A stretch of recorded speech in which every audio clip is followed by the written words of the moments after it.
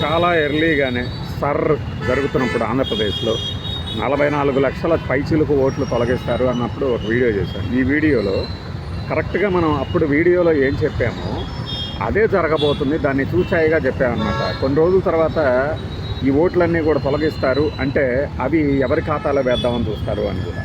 ఇప్పుడు ఈ దినపత్రిక ఏమని రాసుకొచ్చిందంటే ఈ ఓట్లన్నీ కూడా వైకాపా హయాంలో నమోదైనవే, దొంగ ఓట్లు గుట్టు రట్టు అనుకుంటూ మొదలుపెట్టింది. అంటే 2024 ముందు, ఎన్నికలకు ముందు వైకాపా హయాంలో భారీగా దొంగ ఓట్లు నమోదయ్యాయట, డబుల్ ఎంట్రీలు నమోదయ్యాయట, 15 లక్షలు శాశ్వతంగా వలస వెళ్ళిపోయిన వాళ్ళు ఓట్లు ఉన్నాయట. డబుల్ ఎంట్రీ ఓట్ల గురించి బాధపడుతుంది. మరి 2024 ఎన్నికల్లో అంతగా వాళ్ళు ఓట్లు గుద్దేసుకుంటే గెలిచింది ఎవరు? మరి అప్పుడు ఎలక్షన్ కమిషన్ ఆఫ్ ఇండియా అక్కడ నిద్రపోయిందా? డబుల్ ఎంట్రీలో ఓట్లు వేస్తుంటే ఎవరన్నా? ఎలక్షన్ కమిషన్ ఆఫ్ ఇండియా ఓట్లు ఇది అని పత్రం రిలీజ్ చేసిన తర్వాత బిఎల్ఓలు, ఏజెంట్లు కూర్చొని ఉంటే బూతులలో ఒకడే 2 సార్లు వచ్చి ఓటేసాడా? ఇది చెప్పాలి. ఒకడి ఓటు ఒక్కసారే పడింది. ప్రశాంతంగా ప్రజాస్వామ్యయుతంగా ఆంధ్రప్రదేశ్లో ఎన్నికల ప్రక్రియ పూర్తయింది. తెల్లవారుజామున 4 గంటలకు 2:51కు చివరి ఓటు పడింది అని ఎలక్షన్ కమిషనర్ ఆఫ్ ఆంధ్రప్రదేశ్ చెప్పారు కదా అప్పుడు సిఇఓ గారు. మరి ఇన్ని లక్షల దొంగ ఓట్లు వేస్తుంటే ఎలక్షన్ కమిషన్ ఆఫ్ ఇండియా ఆంధ్రప్రదేశ్కు సంబంధించిన విభాగం అధికారులు ఏం చేశారు అప్పుడు? అంటే ఈ వాదన అబద్ధం, ఇన్ని ఓట్లు తీసేస్తున్నారు అని ఎక్కడ ఆందోళన మొదలవుతుందో అని ఈ దినంలో ఆందోళన మొదలై ఈ దినపత్రికలో ఇలాంటి హెడ్డింగ్లు పెట్టింది. తొలగించాల్సిన ఓట్లట తొలగించలేదట, ఇప్పుడు తొలగిస్తున్నారట. నేను ఒక అనుమానాన్ని వ్యక్తం చేశాను. అర్ధరాత్రి జరిగిన అద్భుతం గుర్తుంది కదా, 56 లక్షలు 52 లక్షల ఓట్లు. అదే వైఎస్ఆర్సీపీకి కూటమికి మధ్య తేడానే. ఇప్పుడు అదే సంఖ్యలో ఈ ఓట్లు తొలగించబడబోతున్నాయి. దాని అర్థం ఏంటి? అర్ధరాత్రి జరిగిన అద్భుతానికి సంబంధించిన ఏ ఆధారం లేకుండా పోయినట్టు అర్థం కదా. మరి గెలిచింది ఎవరు? వైఎస్ఆర్సీపీ గెలిచిందా డబుల్ ఎంట్రీ ఓట్లు వేపించుకొని? అంటే ఇక్కడ కీలకంగా మన కిటుకు రాయిళ్ళు, కీలక రాయిళ్ళు, కుట్ర రాయిళ్ళు బయలుదేరుతారు. ఇక చూసారా, ఇన్ని రోజులు మీరు వైఎస్ఆర్సీపీకి ఇన్ని ఓట్లు ఉన్నాయి అనుకుంటున్నారు, లేవు, అవన్నీ దొంగ ఓట్లు అని నా మీద వెలకిద్దామని చూస్తారు. అవునా, నిజమా అని నోట్ వేసుకొని మనం దద్దమ్మలాగా వినాలన్నమాట వాళ్ళు చెప్పి. ఎలక్షన్ కమిషన్ ఆఫ్ ఇండియా 2024 ఓటర్ల జాబితాలో ప్రకటించినప్పుడు కనపడని డబుల్ ఎంట్రీ ఇప్పుడు ఎలా కనపడుతుంది? ఏం జరిగింది? ఆ రోజున ఓటర్ల ముసాయిదాని రిలీజ్ చేసినప్పుడు ఏ రాజకీయ పక్షమైనా అభ్యంతరం వ్యక్తం చేసిందా? ఏది 30 లక్షల ఓట్లట డబల్ ఎంట్రీలు దొంగ ఓట్లు ఉన్నాయంటే టీడీపీ కానీ, జనసేన కానీ, బీజేపీ కానీ అసలు నోరెత్తలేదట. ఈ దినపత్రిక తాజా కథనం ప్రకారం మనం అర్థం చేసుకోవాలి. అది ఇంకా నేను ఆ రోజున డేటాతో మాట్లాడాం కదా, ఇది ప్రాథమికంగా గడువు ఈ రోజుతో ముగుస్తుంది అనగా మనం ఒక వీడియో చేసాం. దాదాపుగా 15 లక్షల మంది, 14 లక్షల మంది చనిపోయిన వారి జాబితాలో ఉన్నారు అని. ఆ రోజే ఇంకో డేటా కూడా ఈ దినపత్రిక, నేను ఆ డేటా తీసుకుంది ప్రజాశక్తిలో, ఈ దినపత్రికలో తీసుకోలేదు, మీకు చెప్పలేదు. జనన మరణాలు ఈ 2 ఏళ్లలో ఎన్ని సంభవించాయి అని. ఆంధ్రప్రదేశ్లో మరణాల సంఖ్య 6 లక్షలు. మరి 14 లక్షల మంది చనిపోయిన వారి జాబితాలో ఉంటే ఈ 6 లక్షలు ఎలా వచ్చాయి? ఇంకా 8 లక్షల ఓట్లు ఎక్కడికి పోయినాయి? 8 లక్షల మంది ఎలా మరణించారు? ఏ లెక్క తప్పు మరి అప్పుడు? లేదండి, మరణాల సంఖ్యని ఇందులో నమోదు చేయలేదు, ఇది అప్పటికే చనిపోయిన వారే అయి ఉండొచ్చు, వీళ్ళు నిజంగా మరణించిన వారి సంఖ్య ఈ 2 ఏళ్లలో అంటారా? అలాంటి వారిని కూడా తీసుకొస్తారు. అంటే ఇంత పెద్ద ఎత్తున ఓట్ల తొలగింపు జరుగుతుంటే అది సహేతుకమే అని నిరూపించడానికి ఇది ఒక బ్యాక్గ్రౌండ్ ప్రిపరేషన్. రేపొద్దున కరెక్ట్గా 1/2 కోటి ఓట్లను తొలగించబోతున్నారు అని వస్తుంది చూడండి, ఖచ్చితంగా వస్తుంది. That is the difference. మన పని మనం కానిచ్చేసుకున్న తర్వాత సర్రమంటూ తీసేస్తాం అన్నమాట. ఆ రోజున మీరు మరి అంత మెజారిటీ ఎలా వచ్చింది?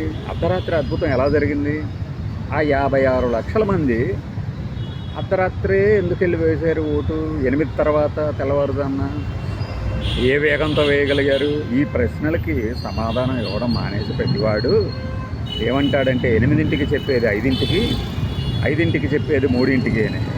ఏమయ్యా ఇదేమన్నా ఇదివరకులా ఫోన్ల మీద జరిగేది, ఆన్లైన్లో అప్డేట్ చేస్తే వెంటనే తెలిసిపోతుంది. 6 గంటలకు చెప్పిందట 3 గంటలదట. మరి 8 గంటలకు చెప్పింది 8 గంటమ్మా అంటే ఇంకా క్యూ లైన్లో పంపిస్తూనే ఉన్నారా? 5, 6, 7 తర్వాత పంపిస్తూనే ఉన్నారా? పంపించిన మరి టోకెన్లు ఎక్కడున్నాయి? వీడియో వెబ్కాస్టింగ్ ఎక్కడ ఉంది? ఇవన్నీ అడిగితే మేము డిలీట్ చేయమని ఆదేశాలు ఇచ్చేసాము. ఎవరికి సమాధానం చెప్పాల్సిన అవసరం లేదు. సుప్రీంకోర్టు అడిగినా కూడా ఇది మాది, మా స్వతంత్ర వ్యవస్థ ఇది అనుకుంటే ఎవడు మాట్లాడలేరు అనుకున్నారు. ఇప్పుడు వీళ్ళు చేసింది ఏంటో అర్థమవుతుంది. నమ్మాలా వద్దా అనేది మన మైండ్ సెట్ని బట్టి. ఇప్పుడు 44 లక్షల పైగానే పోతున్నాయి ఓట్లు. దాని మీద ఎవడు గొడవకు దిగకూడదు. అవన్నీ దొంగ ఓట్లు అంటే, అవన్నీ డబల్ ఎంట్రీలు అంటే, అవన్నీ శాశ్వతంగా వలసపోయిన వాళ్ళు. ఎక్కడికి వలసపోయారు? ఆంధ్రప్రదేశ్లో ఓటర్లుగా నమోదైన వాళ్ళు ఎక్కడికి వలసపోయారు? ఏ రాష్ట్రానికి పోయారు?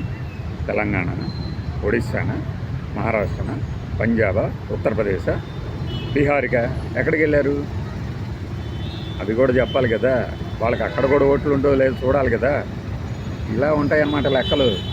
మన మేధావులందరూ మనం చెప్తున్నప్పుడు ఏది ఇక్కడ కూడా బిగిన తర్వాత మీకు అర్థమవుతుంది. స్పెషల్ ఇంటెన్సివ్ రివిజను అంటే ఇంత పెద్ద ఎత్తున ఓట్లు తీసేసుకుంటే రోడ్డు మీదకి ఎందుకు సార్ ఎవరు రారు అంటే, నీ ఒక్కడి ఓటు పోతే నీకు తెలుస్తుందమ్మా. నీ ఒక్కడి ఓటు కనుక తీసేసి ఇదిగో ఈ 23 డాక్యుమెంట్లు తీసుకొచ్చేసేయమ్మా, కాలమ్స్ ఫిల్ చేసేయమ్మా అంటే అప్పుడు అర్థమవుద్దమ్మా. అప్పుడు దాకా ఏది అర్థం కాదు అంటే మన వాళ్ళు సరదాగా లైట్గా తీసుకున్నారు. ఎందుకంటే ఎలక్షన్స్ ఇప్పుడు లేవు కదా. ఎలక్షన్స్ 3 ఏళ్ల తర్వాత కదా.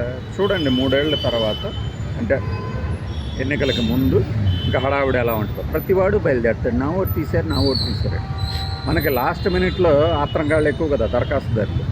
మే 31వ తారీఖు దాకా ఉన్నది అంటే మే 30 దాకా అప్లై చేయరు. అలాగన్నమాట. ఇంకా ఉంది సరతాలకు ప్రక్రియ, ఇంకా ఉంది. ఫైనల్ డ్రాఫ్ట్ వస్తుంది, దానికి ముందు అభ్యంతరాలు స్వీకరిస్తారు, అప్పుడు మాట్లాడుదురు. కానీ ఏది సర్రనేది చాలా మంచి ప్రక్రియ అనే వాళ్ళందరూ అప్పుడు మాట్లాడుదురు. కానీ ప్రక్రియ గురించి మాట్లాడట్లా, ఉద్దేశం గురించి మాట్లాడతలా, జరిగే తీరు గురించి మాట్లాడుతున్నాం. అది జరిగే తీరు కానీ అసలు లేకపోతే ఫలానా డేటా ఫలానా పార్టీ వాళ్ళకి ముందు ఇవ్వాలి అనే ఇదేంటి ఆదేశాలు పార్టీ నేతల నుంచి, అధికార పార్టీ నేతల నుంచి చూసాం కదా. చాలా చోట్ల బెదిరింపులకి ఎలా పాల్పడతారు. అది ఈ డేటాని ఎలక్షన్ కమిషన్ ఆఫ్ ఇండియా డేటాని వాళ్ళకెందుకు ఇవ్వాలి మనం? ఫోన్ నెంబర్లు ఇవన్నీ ఏంటిది? డేటా అనేది చాలా పవర్ఫుల్ ఈ రోజున. ఎందుకు అంటే మీ ఆధార్ నెంబర్, ఫోన్ నెంబర్ ఉంటే చాలు మన బతుకు బస్ స్టాండ్ చేస్తారు ఎవడైనా సరే. మనం సైబర్ క్రిమినల్స్ ఫోకస్ మన మీద పడక హాయిగా ఉంటున్నాం. మనం వాడే స్మార్ట్ ఫోన్లు చాలు, జీమెయిల్ అకౌంట్లు చాలు, మనం ఎక్కడ ఉన్నామో ఏందో చూసేస్తారు. ఇంకా నయం ఐరీసులు కూడా వాళ్ళకి కనుక ఇచ్చేసామంటే ఏం లేదు, మనల్ని ఊరికి అట్లా అల్లాడిస్తారనమాట. బ్యాంక్ అకౌంట్లో డబ్బులు మాయం చేస్తారు, మీకు SMS రాకుండా ఆపేస్తారు, జీమెయిల్ ఐడికి వచ్చేటట్టు పెట్టేస్తారు ఓటీపీలు.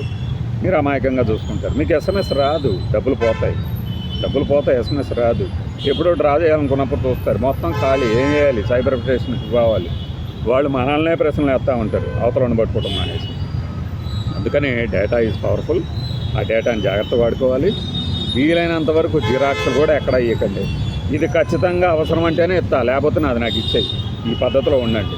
సరే, ఓటు హక్కు అనేది హక్కుగా మిగిలిందా, బాధ్యత, లేకపోతే అదొక ఫార్స్ ప్రహసనంగా మారుతుందా అనేది తర్వాత చూడొచ్చు. ఈసారిలో మీ ఓట్లు ఉన్నాయో లేవో చూసుకోండి.